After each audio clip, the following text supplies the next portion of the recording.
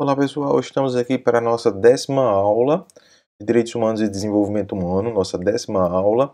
Estamos chegando ao final do nosso curso, né? Daqui a 2 semanas, precisamente aqui no meu calendário, do calendário da nossa instituição, o último dia de aula, certo? Conforme o calendário é dia 18 de outubro.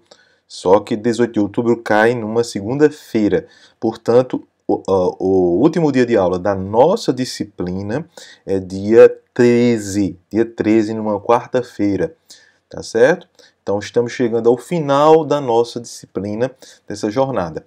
Então, semana passada nós abordamos aqui, fizemos uma geral, na verdade, retomamos alguns conceitos que os senhores e senhoras já conhecem, certamente, da disciplina de laboratórios de políticas públicas, não é? Mas fizemos questão, por quê? Para nós fazermos essa ponte entre direitos humanos e desenvolvimento humano. Então vamos falar agora especificamente de desenvolvimento. Então, pessoal, fazendo essa ponte entre direitos humanos e desenvolvimento humano, eu preciso falar que existe um cordão umbilical entre essas duas faces da mesma moeda, certo? De um lado, políticas públicas, aliás, de um lado, direitos humanos, do outro lado, desenvolvimento humano. O que é que eu preciso para realizar, certo, esse programa de direitos humanos? Eu preciso de políticas públicas. O cordão umbilical desse processo para que exista desenvolvimento humano são as políticas públicas. Portanto, veremos hoje, certo, alguns conceitos, alguns pressupostos relacionados com o desenvolvimento, para poder daí traçarmos um desenvolvimento humano que tem uma ligação também com o desenvolvimento sustentável também. Não podemos descolar essa percepção de desenvolvimento isolacionista, né? De que há um conceito purista de desenvolvimento apenas e excluindo-se a questão ecológica, ambiental. Isso é puro devaneio atualmente de alguns negacionistas, mas na verdade temos que ter um conceito que possa abarcar, certo, algumas concepções bem interessantes nesse processo, tá ok? Então vamos agora projetar o nosso slide aqui, tá ok? Então, algumas questões preliminares para essa discussão versam sobre essa dicotomização, não é? Esse conflito sempre presente entre a relação de humanidade e natureza. Não é? Há essa dicotomia, efetivamente, há esse conflito entre a relação de humanidade versus natureza.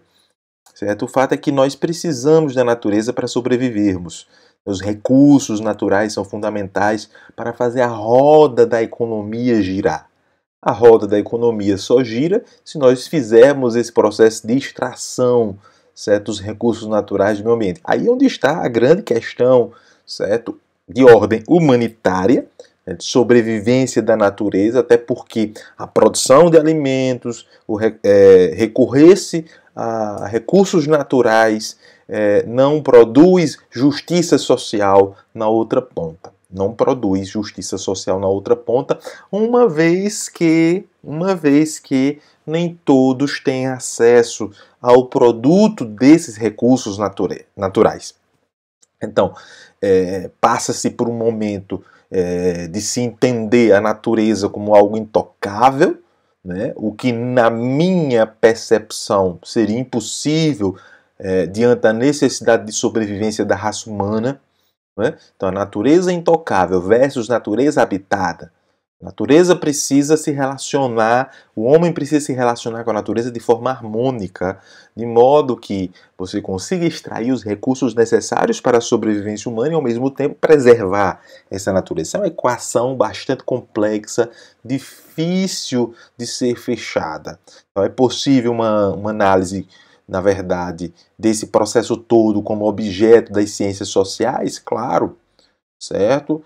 Entendendo quem são os atores presentes nesse processo, Nós estamos falando desde o início da nossa disciplina. É importante mapear os atores. Quem são os atores? Quais são seus interesses? Quais são seus propósitos? Quais são suas posições no jogo da vida, né, na sociedade? É um jogo. É um jogo. Não se trata aqui de um jogo de tabuleiro, mas nós podemos fazer essa analogia, ok? Então, há uma certa resistência em considerar a natureza, meio ambiente, como objeto de pesquisa, certo? É muito mais fácil falarmos aqui em direitos humanos, não é? Em direitos humanos, em desenvolvimento como objeto de pesquisa, mas a natureza como objeto de pesquisa. E como objeto de pesquisa das ciências sociais, né? Essa natureza poderia ser considerada como objeto de pesquisa muito mais relacionado com a química, com a biologia, com a botânica, não é? Vivemos um momento, na verdade, analisando até os dias de hoje, de paz ou de conflitos ou de crises. Eu, particularmente, entendo que vivemos um momento de crises.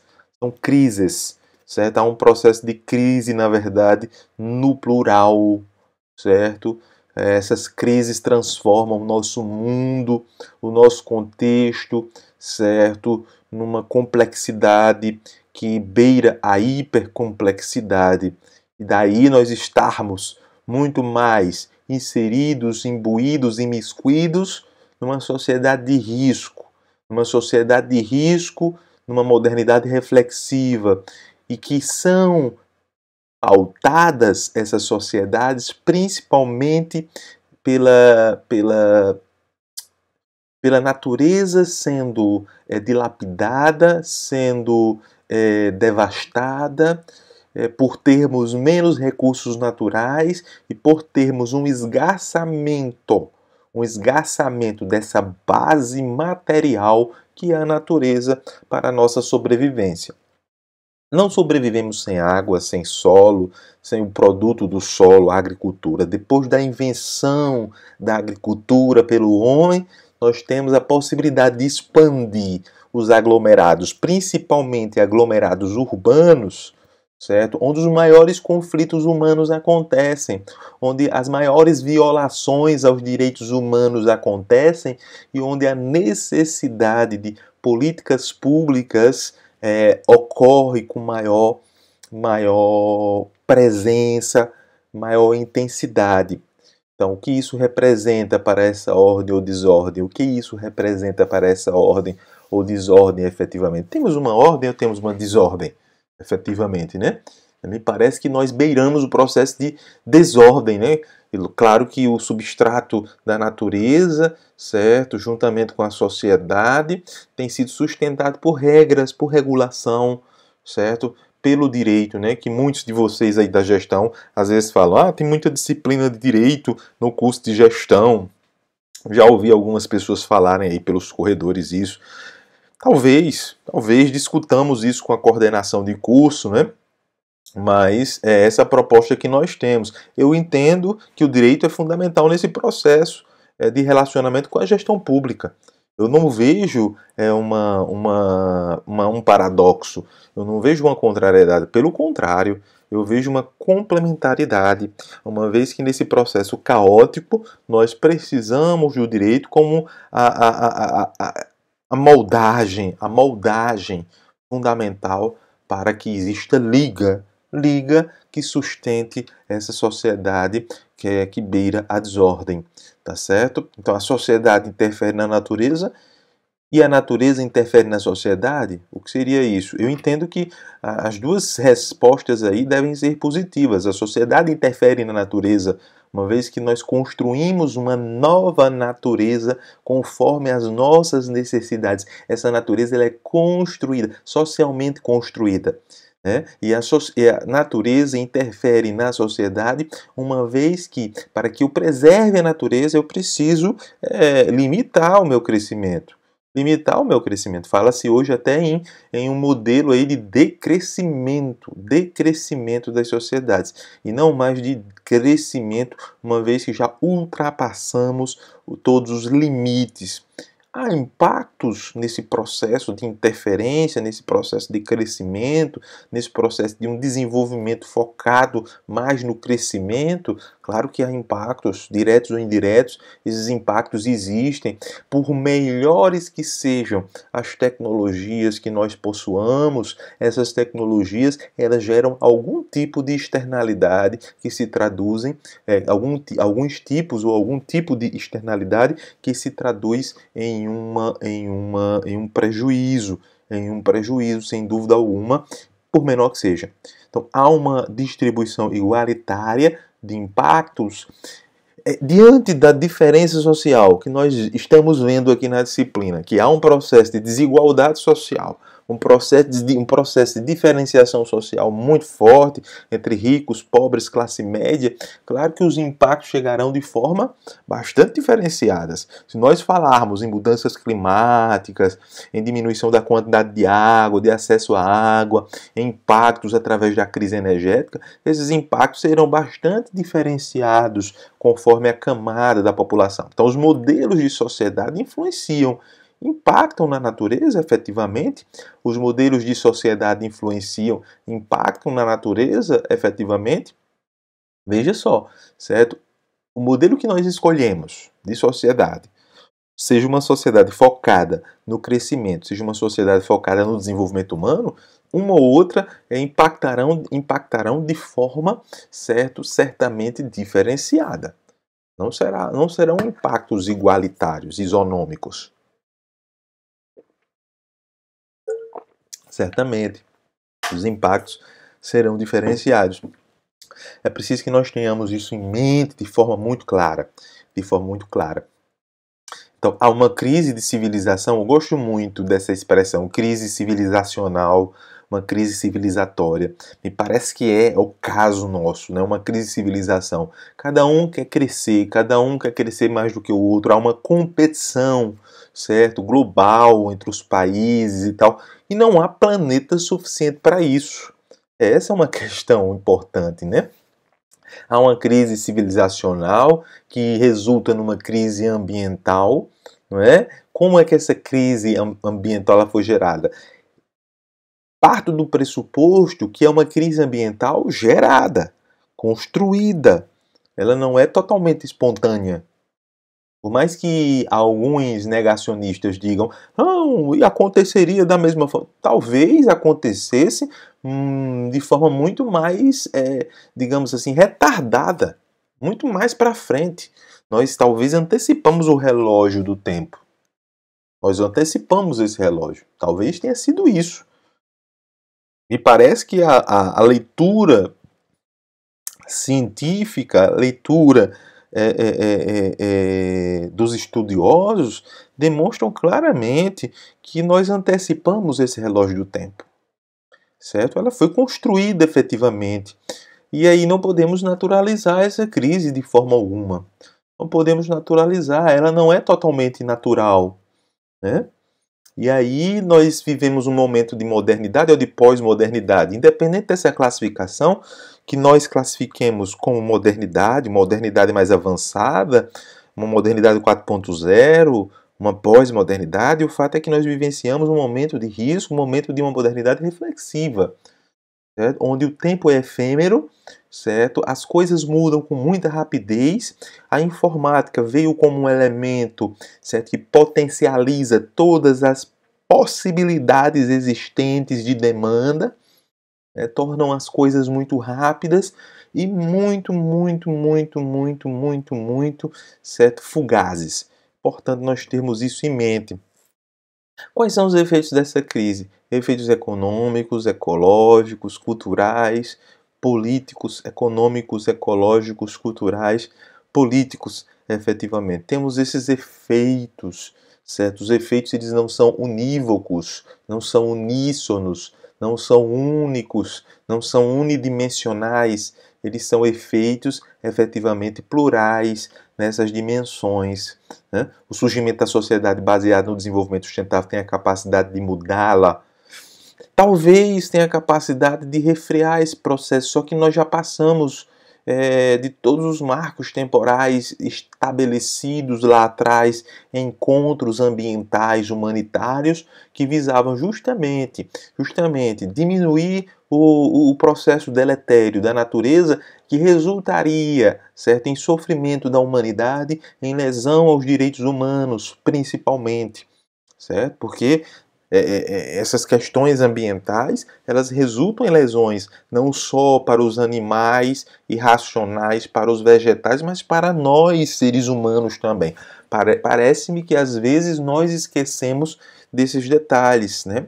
E aí abre-se espaço para pensarmos em um novo paradigma.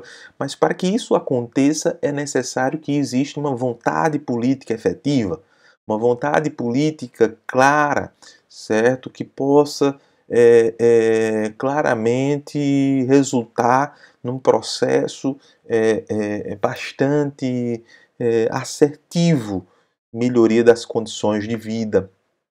Quem ganha e quem perde com essa crise? Claro que alguém ganha com essa crise, claro que alguém lucra com essa crise, claro que alguém e muita gente perde com essa crise. E quem perde com essa crise geralmente são aquelas pessoas mais vulnerabilizadas, mais vulneráveis da sociedade, certo? Então nós temos dois momentos aí, uma primeira modernidade e uma segunda modernidade, não é? Onde há uma transição entre um Estado-nação para uma sociedade cosmopolita, uma sociedade industrial do trabalho para uma sociedade mundial de risco, de uma sociedade cuja base está na racionalidade simples para uma racionalidade reflexiva, certo? Uma sociedade baseada na racionalização derivada da produção de riquezas para uma racionalização derivada da produção de riscos, cada vez mais, lembrando que nessa segunda modernidade, certo, a industrialização ela não é mais a meta, certo? O processo de financiarização é muito forte, certo? As bolsas de valores ganham uma proeminência muito considerável na sociedade, certo? Saímos de uma primeira modernidade na perspectiva do ator, certo? Do ator, ótica nacional, ótica nacional, ação social mediada pela cultura e condições efetivas da sociedade, de vidas circunscritas nacionais, para uma perspectiva do ator, ótica cosmopolita, ação social mediada por significados, práticas e costumes de diversas culturas e condições efetivas de vida transnacionais. Saímos de uma perspectiva do observador, certo? O nacionalismo metodológico, conceito de sociedade vinculado ao Estado-nação e metodologia fundada numa lógica de distinção exclusiva, para uma perspectiva do observador, certo? Baseado no cosmopolitismo metodológico, conceito de sociedade vinculado à sociedade mundial, vinculação estabelecida por riscos globais, enfim. E saímos de uma distinção teórica operativa no indivíduo, focada no indivíduo e sociedade, comunidade e sociedade, para uma distinção teórica operativa, certo? Baseada no Estado-nação e sociedade mundial de risco. Portanto, né, nessa perspectiva do desenvolvimento, nós temos que avançar para uma perspectiva de desenvolvimento sustentável. Não apenas numa perspectiva de desenvolvimento, mas é preciso nós entendermos o que o desenvolvimento tem para nós. O que efetivamente o desenvolvimento traz para nós? Com a compreensão de desenvolvimento. E aí eu escolhi alguns autores que são base para essa noção de desenvolvimento. Primeiro, compreendendo, no caso de Bresser Pereira, né? No caso de Bresser Pereira, que compreende o desenvolvimento como um processo de transformação econômica, política e social, por meio do qual o padrão de vida da população tende a tornar-se automático e autônomo. Produz um padrão de vida adequado a partir dos resultados da economia. Daí ser automático, né, e autônomo. Consiste em um processo social global em que as estruturas econômicas, políticas e sociais dos países passam por contínuas e profundas mudanças. Não é um processo exclusivamente econômico, certo? Político ou social, pois não ocorre de forma setorializada, certo? Setorializada, parcelada. Então é importante essa parte final, dizendo que há necessidade de uma visão holística do processo. não é uma visão setorizada, não é uma visão compartimentalizada de forma alguma. Então, essas dimensões se articulam no processo de desenvolvimento, não havendo um econômico se não for acompanhado de modificações políticas, sociais e vice-versa. Não adianta um processo em que só uma parcela da população ganha, certo? Economicamente falando. É preciso que a sociedade evolua como um todo. E aí ele aumenta esse leque, e segundo ele, o desenvolvimento começa quando a sociedade tradicional, com seu sistema econômico, entra em crise, certo? É preciso mudança. Se há uma crise, é preciso uma mudança. Critérios e racionalidade subvertem os tradicionais, certo? De um critério apenas tradicional de produção, passamos para um critério mais racional. O capital adquire mais importância que a terra. A terra não é a única base da riqueza, mas o capital passa a ser também a base dessa riqueza. A competência se contrapõe ao sangue, as questões hereditárias passam a ser secundarizadas, principalmente no campo da gestão pública. É preciso avançar, sair do sangue para a competência, a meritocracia. A lei se sobrepõe aos costumes, e aí a necessidade de instalação de um Estado de Direito, onde a lei seja o paradigma, que com clareza possa colocar as regras do jogo para todos. As relações impessoais e burocráticas substituem as de caráter pessoal e patrimonial. A sociedade bivalente de senhores e servos começa a dar lugar a uma sociedade plural. O poder político deixa de ser privilégio de um pequeno grupo limitado, uma oligarquia, e passa a ser difuso, não é apenas de um grupo, qualquer um pode ter condições de alçar o poder. Saímos de uma sociedade de senhores e servos para uma sociedade plural, onde todos têm também possibilidade de alçar voos maiores, não é? As relações, na verdade, impessoais e burocráticas substituem as de caráter pessoal e patrimonial, tá certo? A sociedade se torna mais impessoal, onde você é visto a partir da sua competência. A economia de base agrícola tradicional é substituída por uma indústria, uma economia industrial e moderna. A unidade de produção básica não é mais a família, mas sim a empresa, e depois não mais a empresa familiar, mas sim a empresa burocrática, a empresa que tem uma estrutura complexa, a empresa que tem uma estrutura própria, que se descola da figura da família. As técnicas de trabalho tradicionais cedem para aquelas racionais, certo? Então, o que era chamado de atrasado passa a ser algo mais moderno, com uma certa complexidade, reprodutível em outros locais do mundo. A produtividade e a eficiência tornam-se objetivos básicos das unidades de produção. O desenvolvimento econômico se torna claramente objetivo das sociedades, né? O desenvolvimento econômico se torna claramente objetivo das sociedades. Reinvestimento torna-se requisito de sobrevivência para as empresas. As empresas não podem ficar só acumulando, precisa reinvestir o capital acumulado. Por fim, quando o padrão de vida passa a aumentar de forma automática, certo? Autônoma e necessária, aí você tem um processo de desenvolvimento segundo Bresser Pereira. Bom, segundo o Hélio Jaguaribe, o processo do desenvolvimento é o processo histórico-social orientado para a crescente racionalização de uma comunidade, e que se dá mais nitidamente em 4 planos estruturais: o social, em sentido estrito, o econômico, o cultural e o político. Então, ele não diz coisas diferentes de Bresser Pereira, mas ele complementa. A sua programação consiste em uma técnica de racionalização cuja validez depende da consistência com o que se haja analisado a situação, objetivos compatíveis com a situação e compatíveis entre si, e adotados para a realização desses objetivos os meios para tal apropriados. Então é preciso encarar que esse desenvolvimento é um desenvolvimento multicausal, tá certo? O Rainer Erkens, o alemão Rainer Erkens, fala o seguinte: o desenvolvimento pressupõe maior bem-estar e maior seguridade social para os habitantes de países em desenvolvimento, Importante trazer esse caráter do bem-estar. Isso tem uma relação direta com o que nós estamos estudando aqui na disciplina de Direitos Humanos e Desenvolvimento Humano.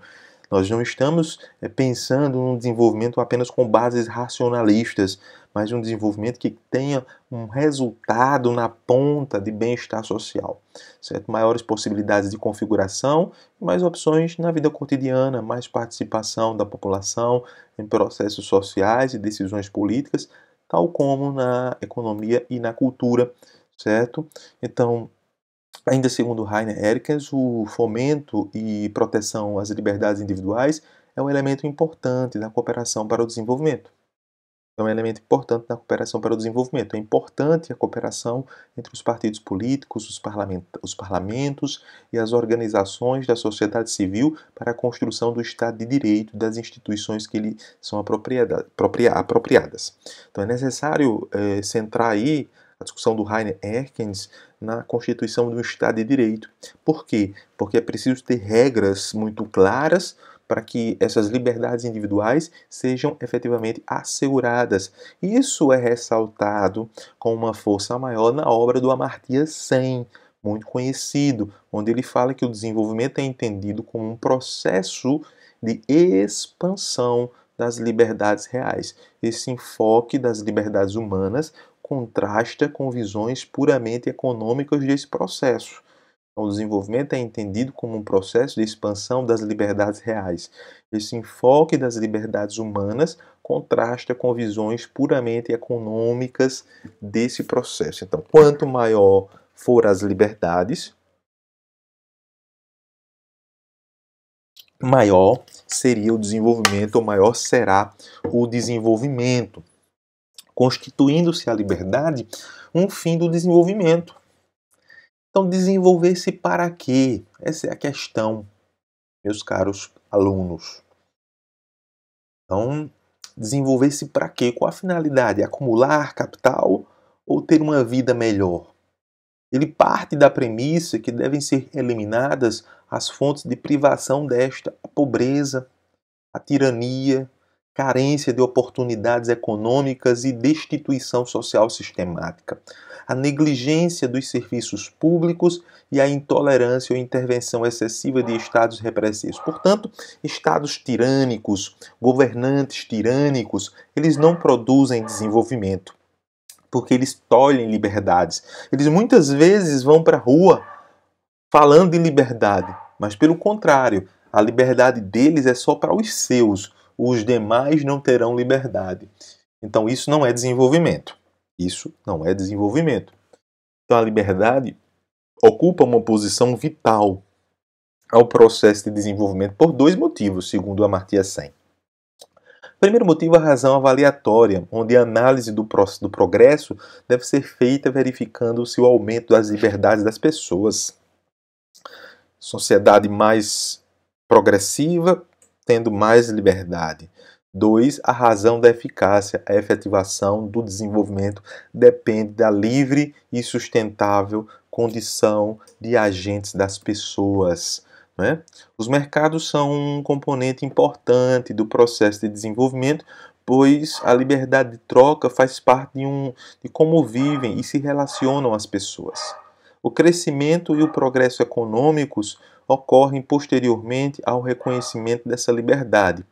Então, os mercados são um componente importante do processo de desenvolvimento. Amartya Sen é um liberal, portanto, não é um liberal ortodoxo, como nós temos muitos por aí, que ocupam cargos importantes e tomam decisões atabalhoadas que provocam mais restrições no bem-estar da população. Pois a liberdade de troca faz parte de como vivem e se relacionam as pessoas. O crescimento e o progresso econômicos ocorrem posteriormente ao reconhecimento dessa liberdade. A liberdade é fundamental. E o nosso querido paraibano, mundialmente conhecido, Celso Furtado, fala que a ideia de desenvolvimento possui ao menos 3 dimensões: a do incremento da eficácia do sistema social de produção, da satisfação das necessidades elementares da população e da obtenção dos objetivos a que almejam grupos dominantes de uma sociedade que competem no aproveitamento de recursos escassos. Então, são essas questões que povoam ao desenvolvimento segundo Celso Furtado. A ideia corrente sobre desenvolvimento diz respeito a um processo de transformação que se refere à introdução de métodos produtivos mais eficazes, mais eficientes e se expressa na forma de um aumento do fluxo de bens e serviços finais à disposição da coletividade e que, por isto, compreende o conjunto de uma sociedade, estando ele vinculado à ideia da satisfação mais plena das necessidades humanas. Furtado também trata de diferenciar os processos de desenvolvimento e crescimento. Não é? Para ele, o conceito de desenvolvimento compreende a ideia de crescimento. O crescimento está inerente no desenvolvimento e ainda supera, vai muito além. O escopo é maior do desenvolvimento, muito maior do que o escopo do crescimento exclusivamente, pois refere-se ao crescimento de um conjunto de estrutura complexa. O crescimento é o aumento da produção ao nível de um subconjunto econômico especializado, enquanto o crescimento é o mesmo fenômeno observado a partir de suas repercussões no conjunto econômico de estrutura complexa. E aí ele complementa dizendo que o desenvolvimento nas sociedades capitalistas assenta em duas forças mestras. Primeiro, o impulso à acumulação, onde a minoria dirigente limita o consumo da maioria, ao passo em que aumenta o seu poder sobre a coletividade, não é? A elite econômica, né? E o impulso à melhoria das condições de vida entre as massas. Isto é, com a inserção das suas atividades à economia monetária na elevação à diversificação de seu padrão de consumo. Então não adianta querer restringir o poder de compra da população, que é essa que precisa consumir. Então, por isso que muitas vezes podemos até entender que a política econômica brasileira atual ela é equivocada, que ela dá muito mais atenção à exportação do que o abastecimento do mercado interno, o que é ruim para nós porque causa inflação, né? E causa o aumento, por exemplo, da carne, né? Uma vez que os produtores de carne preferem muito mais exportar, porque vão ganhar muito mais, né? O Ignaz Sachs traz uma visão mais completa e que dá origem ao que nós conhecemos hoje sobre desenvolvimento sustentável, que seria um modelo mais adequado às nossas necessidades e principalmente às limitações que existem em termos de recursos naturais. Então, as discussões e concepções de desenvolvimento, desde que surgiram, passaram por dois grandes avanços conceituais. Primeiro, a partir dos anos 70, a atenção dada à problemática ambiental promoveu uma ampla revisão conceitual do desenvolvimento em termos de ecodesenvolvimento, o que recentemente foi renomeado para desenvolvimento sustentável. Isso é importantíssimo. Então, a segunda reconceituação compreende que o desenvolvimento pode ser definido conforme a universalização e o exercício efetivo de todos os direitos humanos, políticos, civis e cívicos, econômicos, sociais e culturais. E nós vimos que os políticos e civis, eles são bons, são interessantes, mas não são suficientes para dar essa liberdade, para conferir esse bem-estar. É preciso avançar para a concretização dos direitos sociais. Também direitos coletivos ao desenvolvimento, meio ambiente, entre outros. Merece especial destaque o direito ao trabalho, já que este, quando em boas condições, oportuniza vários outros direitos. O desenvolvimento pretende dar a cada pessoa as condições de manifestar potencialidades, talentos e imaginação em meio à busca pela autorrealização e a felicidade, o bem-estar, né? Isto mediante empreendimentos individuais e coletivos, combinando o trabalho autônomo e heterógeno com tempo para dedicar-se a atividades não produtivas, o chamado ócio criativo, que o escritor italiano Domenico Di Masi tem um livro sobre isso, que é belíssimo, que traz justamente essa possibilidade de nós criarmos quando estamos descansando, no momento de lazer, que esse momento é tão importante para não criarmos uma sociedade doente.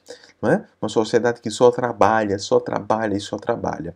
Uma boa sociedade potencializa essas oportunidades ao passo em que gera um ambiente de convivência e condições para a produção de meios de sobrevivência viáveis, suprindo de várias formas e em diversos cenários as necessidades materiais básicas. E aí ele fala de um processo com duas vertentes que precisam ser compatibilizados. Primeira vertente, em nível econômico, consiste na diversificação e complexificação das estruturas produtivas, logrando ao mesmo tempo acréscimos significativos e contínuos da produtividade de trabalho. Segundo, em nível social, promover a homogeneização da sociedade, reduzindo as disparidades sociais entre a população. E aí ele estratifica, não é? Para que nós tenhamos um desenvolvimento sustentável mais holístico possível, mais completo possível, ele estratifica, certo?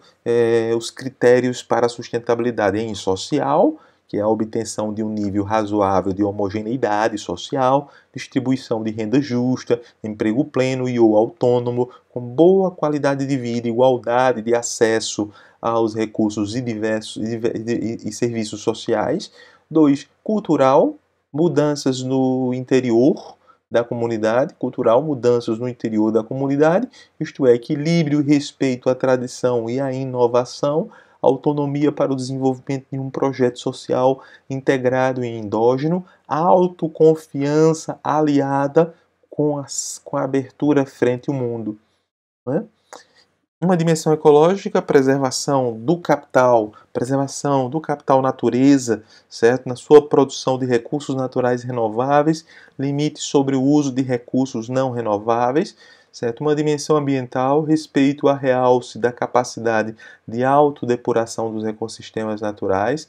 5. Territorial, balanceamento nas configurações urbanas e rurais, eliminando o privilégio da zona urbana na alocação dos serviços públicos, melhoria do meio ambiente urbano, superação das disparidades interregionais, estratégias de desenvolvimento ambientalmente seguras sobre áreas ecologicamente frágeis.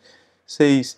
Uma dimensão econômica, desenvolvimento econômico intersetorial equilibrado, segurança alimentar, modernização contínua dos mecanismos de produção, maior autonomia na pesquisa científica e tecnológica, autonomia face à política internacional. 7. Política nacional, democracia fundada na apropriação universal dos direitos humanos, como é importante, capacidade do Estado para implementar o projeto nacional em parceria com os empreendedores, bom nível de coesão social. 8. Política internacional, eficácia no sistema de prevenção de guerras da ONU na garantia da paz e cooperação internacional, um pacote norte e sul de co-desenvolvimento baseado no princípio da igualdade, controle efetivo do sistema financeiro internacional e negócios, controle interinstitucional, institucional na aplicação do princípio, na precaução, na gestão do meio ambiente e recursos naturais, proteção da aplicação do princípio da proteção da diversidade, aliás, biológica e gestão do patrimônio global, sistema de cooperação científica e tecnológica internacional, manutenção do caráter de commodity da ciência e tecnologia.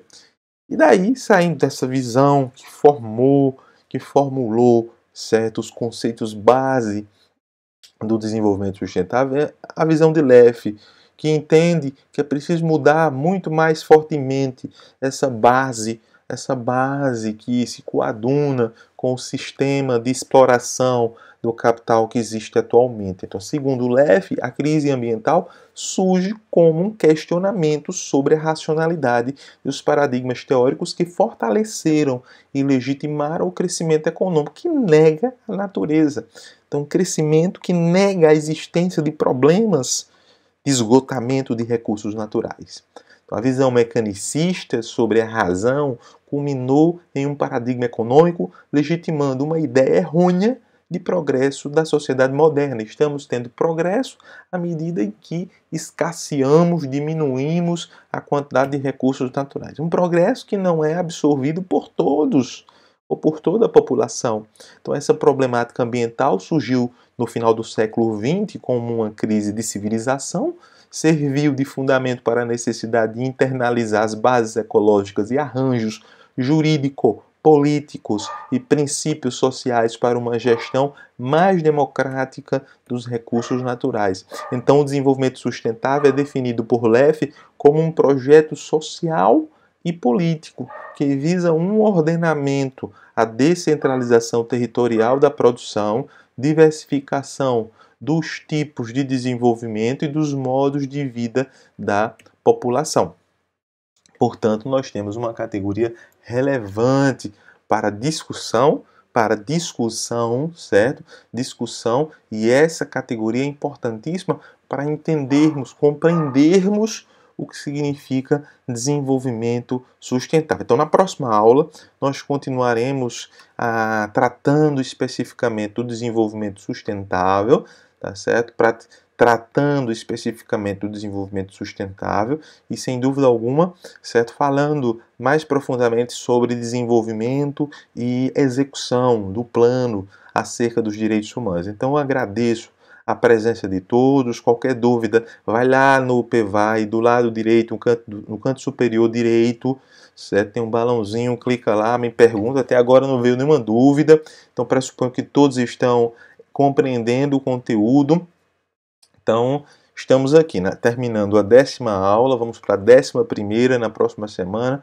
Estamos à disposição. Coloca no chat do vídeo também, certo? Estamos aguardando a dúvida de todos, tá certo? Estou à disposição. Parabéns todos pelas notas e vamos adiante, né? Para o final do nosso curso. Um abraço e até a próxima.